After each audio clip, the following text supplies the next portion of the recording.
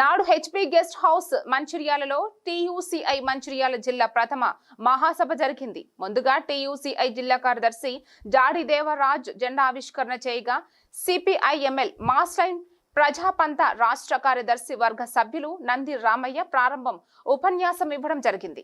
ముఖ్య వ్యక్తులుగా టీయూసీఐ రాష్ట్ర నాయకులు తోకల రమేష్, సిపిఐఎంఎల్ మాస్లైన్ ప్రజాపంత కరీంనగర్ ఉమ్మడి జిల్లా కార్యదర్శి జూపాక శ్రీనివాస్, మంచిర్యాల హమాలి సంఘం అధ్యక్షులు సిహెచ్ లక్ష్మణ్, కార్యదర్శి బి రామచందర్, కార్మికుల ఐక్యవేదిక ఈదునూరి రమేష్, మాచర్ల సదానందం, నేరెడ్ల శ్రీనివాస్, సహాయ కార్యదర్శి గుజ్జుల సత్యనారాయణ రెడ్డి హాజరై మాట్లాడుతూ మోడీ ప్రభుత్వం కార్మిక వర్గం పోరాడి సాధించుకున్న కార్మిక చట్టాలను సవరణ పేరిట కార్మికులను పెట్టుబడిదారులకు కట్టు బానిసలు చేసే విధానాల వ్యతిరేకంగా పోరాడాలని, ఈ మహాసభల్లో ప్రధానంగా దేశంలో కార్మిక వర్గం ఎదుర్కొంటున్న సమస్యలపై చర్చించడం జరుగుతుందని, ఈ సభలు తెలంగాణలో సింగరేణి, బీడీ, మున్సిపల్ భవన నిర్మాణ రంగం, గ్రామ పంచాయతీ, మధ్యాహ్న భోజనం, మిషన్ భగీరథ, ఆశ, అంగన్వాడీ తదితర రంగాల నుండి కార్మికులు పాల్గొంటున్నారని, దేశంలో సంఘటిత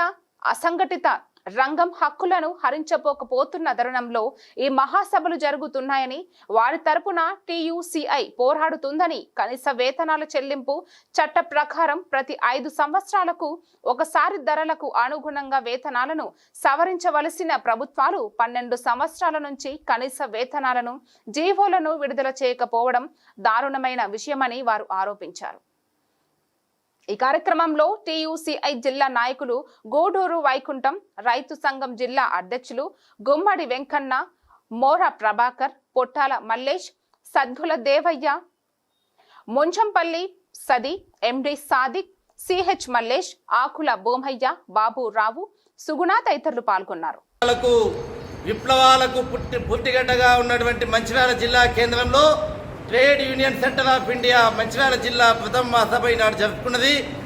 మోడీ ప్రభుత్వం అనుసరిస్తున్న కార్మిక ప్రజా వ్యతిరేక విధానాలపైన ఈ మహాసభ పోరాట కర్తవ్యాలను రూపొందించుకున్నది.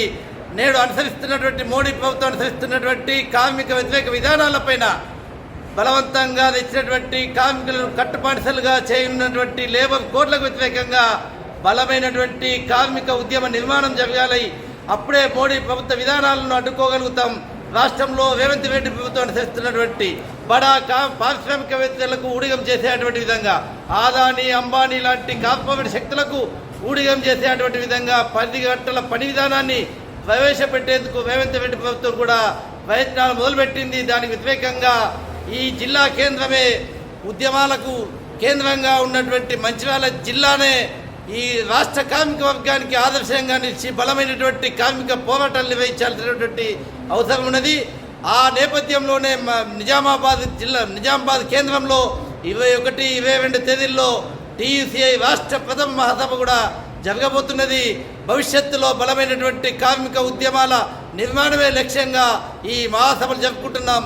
కార్మిక వర్గం అంతా కూడా ఐక్యంగా మోడీ ప్రభుత్వం, రేవంత్ రెడ్డి ప్రభుత్వం అనుసరిస్తున్నటువంటి కార్మిక వ్యతిరేక విధానాలపైన, ప్రజా వ్యతిరేక విధానాలపైన బలమైన కార్మిక పోరాటాలు నిర్మించేందుకు ముందుకు రావాలని టీయూసీఐ రాష్ట్ర కమిటీ పిలుపునిస్తూ ఉన్నది. Trade union centre of India జిల్లా ప్రథమ మహాసభ నిర్వహించుకున్నాం. ఈ యొక్క మహాసభలో గత ఉద్యమాలను, గత కార్మిక పోరాటాలను సమీక్షించుకొని భవిష్యత్ కార్యాచరణ, భవిష్యత్ ఉద్యమాల కోసం చర్చించి ఈరోజు భవన, ఇతర నిర్మాణ కార్మిక వర్గం, హమాలీ రంగం, మున్సిపాలిటీ కార్మిక వర్గం, అదే విధంగా వర్తక వాణిజ్య రంగాలలో పనిచేస్తున్నటువంటి కార్మిక వర్గాల కోసం కార్మిక వర్గాన్ని చైతన్యవంతం చేస్తూ భవిష్యత్తులో ప్రజా ఉద్యమాలు, కార్మిక ఉద్యమాలు నిర్మించడానికి కోసం ఈ యొక్క మహాసభ తీర్మానించుకోవడం జరిగింది. అదేవిధంగా ఏదైతే కేంద్ర రాష్ట్ర ప్రభుత్వాలు అనుసరిస్తున్న ప్రజా వ్యతిరేక విధానాలు ఉన్నాయో వాటికి వ్యతిరేకంగా కార్మిక వర్గం మొత్తం కూడా పోరాటాలకు సిద్ధపడాలని చెప్పేసి, ఏదైతే 44 కార్మిక చట్టాలు 4 కోడిగా విభజించి మోడీ ప్రభుత్వం ఏదైతే కార్పొరేట్ సంస్థలకు అనుకూలంగా 4 కోట్ల విభజించి కార్మిక వర్గాన్ని వెట్టి బానిసలుగా మార్చే ధోరణి ఏదైతుందో దానికి వ్యతిరేకంగా కార్మిక వర్గం పోరాటాలకు సిద్ధపడాలని చెప్పేసి, అదేవిధంగా కార్మికులు ఎదుర్కొన్న సమస్యలు నిరంతరం ఉన్నాయి, వాటిని పరిష్కరించే దిశలో టీయూసీగా పనిచేస్తామని చెప్పేసి ఈ సందర్భంగా తెలియజేస్తున్నాం.